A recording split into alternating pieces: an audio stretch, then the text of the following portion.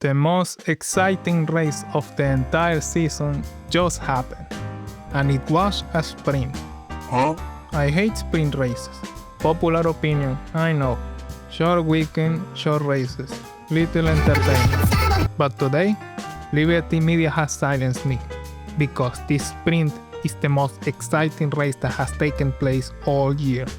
It has been a month since the last F1 race, and the teams only had an hour to test the car before qualifying. But we're in Canada, and this circuit always delivers bangers. Super technical, unpredictable, and perhaps the best circuit in North America. A message from the Government of Canada. Nothing special happened in practice, except for the second casualty of the season, a Groundhog and a Williams, a Canadian roadkill. Several teams also brought upgrades, like Red Bull and McLaren. Mercedes racing star Kimi Antonelli was fitted with a new paddle shifter to see if it improves his start. The rest of the hour was dominated by the Silver Arrows. Again, nothing special. Whether the kid or George Terror Russell finished first doesn't matter. This is the Mercedes era, and we have to get used to it. Let's get to qualifying. Albon didn't have his car ready because groundhog meat is hard to clean on the carbon fiber. In Q1, the old man, Fernando Alonso, crashed the Aston Martin, trying to give 200% for a company that doesn't owe him any loyalty.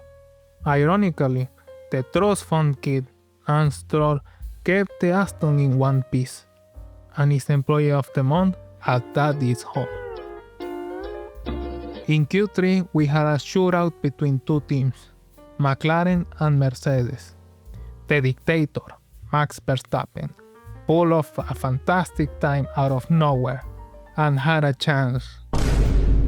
Of course, he did. The Demon King, Hamilton, also set a fantastic time and had a chance for a pole. Of course, he did. The real mini pole was between the two Mercedes, the young Francesco Antonelli and George Terror Russell. Russell is coming off a historic slump, while Francesco is on a generational run because he's got 3 consecutive wins. But the kid's doing well. Russell sets an unbeatable time, Antonelli second row for McLaren, and third row for Ferrari. Nothing special, to be honest. Race.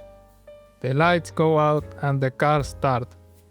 George Terror gets a good start and takes the lead. The kid Francesco gets a bad start and falls behind. After this, I was falling asleep because I wasn't seeing any action on the track. I think this circuit is bad for overtake mode, and for some reason, FOM didn't focus on any overtake. Is this a good thing? Yes, very much so. However, at turn 1, Antonelli tries to overtake on the right, and Russell closes the door in his face. The kid has just been Verstappen by his own teammate. This was devastating for Antonelli. He was sitting so bad that he attempted a desperate overtake, locking up his brakes and into the grass, possibly damaging the floor of his car, giving Lando Norris false hope. My applause, George. The slap in the face to the young Antonelli is, without a doubt, spectacular, magnificent. The emotional damage was so great that Antonelli was throwing a tantrum over the radio to Bono, saying that was very naughty, or he has to keep up the position. He was crying so much that Toto Wolff himself had to come over to the radio and tell him, Kimi, concentrate on driving and stop whining. Jesus Christ, this is F1. This is why we, the fans, watch this soap opera. This is what we want. Real action and a civil war on the track. Antonelli, with his car wrecked and his morale as shaky as a magic car, didn't have the tools to overtake a regular Norris, and finished third, Norman Norris second, and Francesco third. Oh no! If this is how the sprint went, I can't wait for tomorrow, Sunday. This is a new format for the videos. I hope to be able to produce more consistently. Anyway, thanks for listening. Leave your opinion in the comments and have a nice day.